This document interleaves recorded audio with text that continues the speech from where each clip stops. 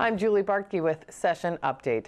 Members of Governor Dayton's cabinet brought forth a checklist of 1,000 items that can be eliminated or revised to make state government more efficient. They include removing obsolete laws, including one that makes it illegal to sell fruit in non-designated containers.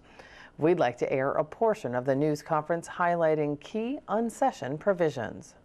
And so the first ones I'm going to talk about are really the statute reductions. And this is cleaning up the books. Governor Dayton believes there's far too many volumes of state law, and we can do a good job of cleaning out the books. And, you hear feedback from legislators or others or naysayers who say, the legislature does this every year. And it's true. I'm a former legislator. We did go through the books every year, but we usually only picked out a few or maybe a dozen or so changes that need to be made. And my response back to those who say that we've done this already is, if that were the case, why is it still a crime, a misdemeanor, to sell fruit in the wrong size container?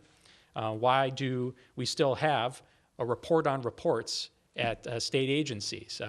The books aren't as clean as they can be, and we haven't taken a focused effort in doing this. And I use those examples as kind of maybe less substantive examples, but there are substantive examples as well. For businesses in the state of Minnesota, in particular small businesses, they have to retain unemployment insurance records for 8 years. And for some, this is online data collection, but for other small businesses, this is literally carrying boxes of data all through their business or their garage, and they have to keep them for 8 years. But right now, the federal government only requires keeping them for half that time. So we're going to cut in half the time of this record retention, which is going to streamline and help these small businesses a great deal. Restaurants in the state of Minnesota for the last 29 years have had to keep 2 separate books of data, and we think they only should be required to keep 1 set of books. And so we have substantive changes that need to be done, but also just some of these silly old laws out there. About another fun one that we like to talk about in the agencies is, if a wild boar escapes in the cities of Minneapolis or St. Paul, the Commissioner of Agriculture himself has to go out there and capture that wild boar. Part of what the governor's asked us to do is just make our forms and our interfacing with taxpayers as simple and as easy to do. But the other thing that I want to talk about, 2 other things I wanted to mention, and that is the governor's proposal for middle-class tax cuts, the matching the state code with the federal code.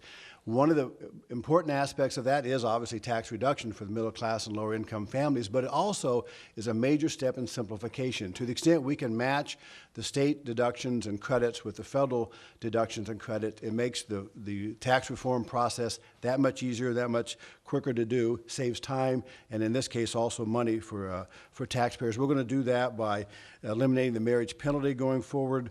We're going to make some changes for the dependent care deductions, employer-provided tuition, employer-provided adoption expenses. By matching those things up, we will make the tax filing process even simpler.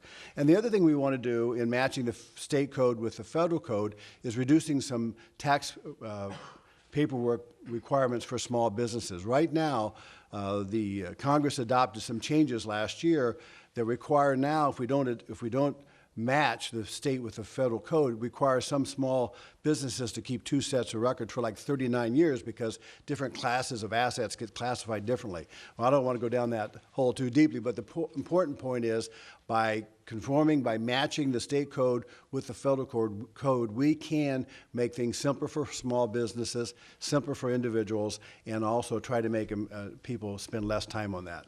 The Minnesota Pollution Control Agency is at the center of reforming and streamlining environmental permitting in Minnesota, along with other agencies, such as the DNR. Since 2011, when Governor Dayton and the Minnesota legislature established a permitting timeliness goal of 150 days, the PCA has improved its permitting timeliness. 97% of all construction-related job-creating permits are now issued within that 150-day goal. This proposal will create a second-tier goal of 90 days for environmental permits, among several other improvements. And just today, Governor Dayton signed an executive order on plain language. And as you look into your packets, the executive order is even written in plain language, which is a refreshing change. There's not as many whereases and therefores and all those other words. And really, this is the idea of customer service.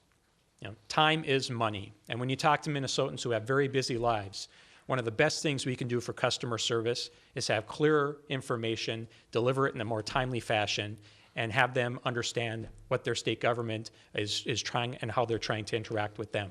And so this plain language executive order is really looking all across state government to look at all of our documents, all of our forms, all of our websites, to get rid of a lot of the bureaucratic jargon and just plain make government easier to understand and interact with. Some of these provisions can already be found in legislation. Now, to follow the Senate bills, you can follow us at senate.mn/media or follow our social media accounts.